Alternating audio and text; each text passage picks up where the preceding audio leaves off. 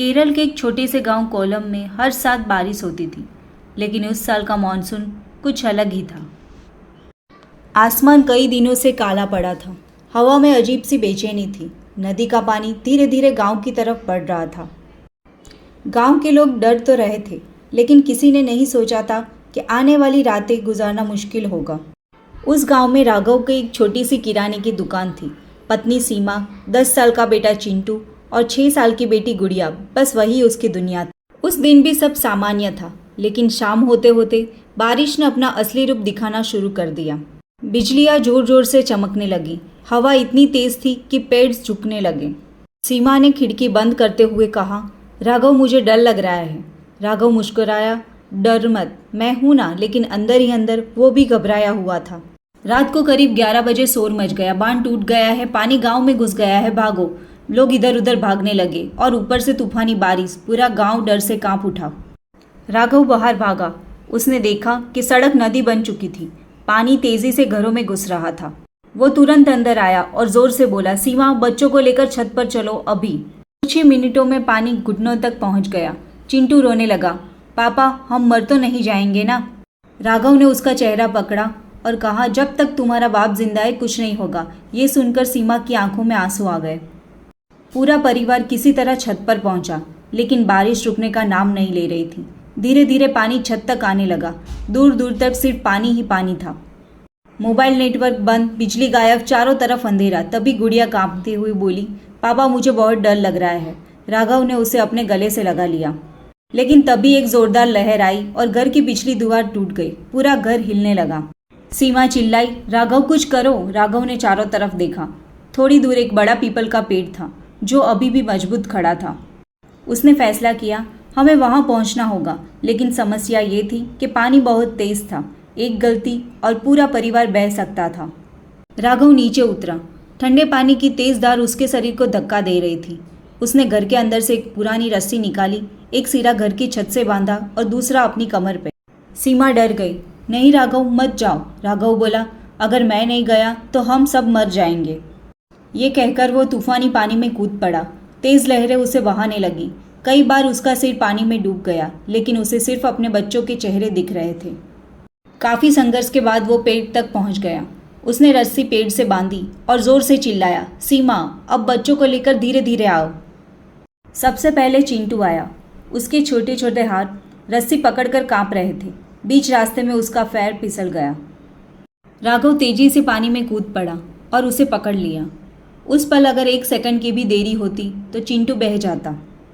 राघव ने उसे सीने से लगाया और कहा, मैंने कहा था ना, तुम्हें कुछ नहीं होगा।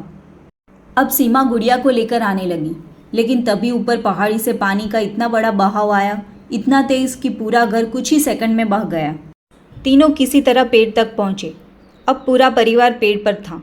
बारिश लगातार जारी थी। रात बहुत लंबी लग रही थी। भूख, ठंड, डर, सबके चेहरे पर मौत का साया था। तभी चिंटू धीरे से बोला, पापा, आपको डर नहीं लगता? राघव कुछ सेकंड चुप रहा, फिर मुस्कुराकर बोला, बहुत डर लगता है बेटा, लेकिन बाप का डर उसके बच्चों से छोटा होता है। सुबह होने लगी, लेकिन पानी कम नहीं हुआ। गांव लगभग डूब चुका था। कई लोग मदद के लिए चिल्ला रहे थे। तभी दूर से हेलीकॉप्टर की आवाज़ आई। सरकारी राहत टीम गांव में पहुंची थी। लोग कपड़े हिलाकर मदद मांगने लगे। राघव भी जोर जोर से चिल्लाया, लेकिन तभी पेड़ हिलने लगा। लगातार पानी के दबाव से उसकी जड़ें कमज़ोर हो चुकी थी। सीमा डर गई। राघव, पेड़ गिर जाएगा। राघव ने ऊपर देखा। सच में पेड़ धीरे धीरे झुक रहा था। अगर पेड़ गिरता तो पूरा परिवार पानी में समा जाता। राहत हेलीकॉप्टर अभी भी काफ़ी दूर था। समय बहुत कम था। तभी राघव की नज़र पास तैरती हुई लकड़ी की नाव पर पड़ी। राघव तुरंत ही समझ गया कि यह आखिरी उम्मीद है। राघव मुस्कुराया, अगर बाप हार मान जाए तो पूरा परिवार डूब जाता है। ये कहकर वो फिर पानी में उतर गया। इस बार पानी पहले से ज़्यादा खतरनाक था। कई जगह पे लोहे के टुकड़े और लकड़ियाँ बह रही थी। एक लकड़ी तो उसके सिर पर लगी और उसकी आंखों के आगे अंधेरा छा गया। वो किसी तरह नाव तक पहुंचा। उसने पूरी ताकत लगाकर नाव को पेड़ तक लाया।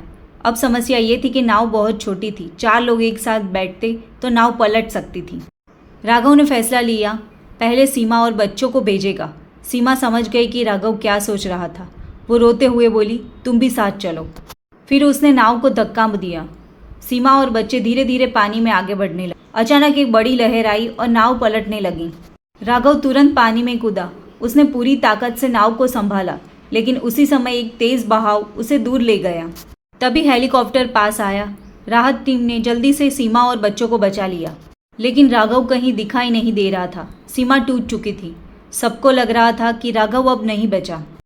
तभी एक जवान चिल्लाया, उधर देखो, दूर एक पेड़ की डाल पर कोई आदमी लटका हुआ है। वो राघव था। उसने आखिरी कदम तक हार नहीं मानी। राहत टीम तुरंत वहां पहुंची और उसे बचा लिया। उस दिन सबने देखा कि हीरो फिल्मों में नहीं होते। हीरो वो बाप होता है जो अपने परिवार के लिए मौत से भी लड़ जाए। कुछ महीनों बाद सरकार ने गांव वालों के लिए नए घर बनवाए। राघव को उसकी बहादुरी के लिए सम्मान मिला। राघव मुस्कुराया और बोला, जब परिवार साथ हो तो इंसान पानी से नहीं, अपने डर से लड़ता है। असली ताकत शरीर में नहीं, जिम्मेदारी में होती है। एक पिता अपने परिवार के लिए किसी भी तूफान से लड़ सकता है। मुश्किल समय में डरना गलत नहीं है, हार मान लेना गलत है।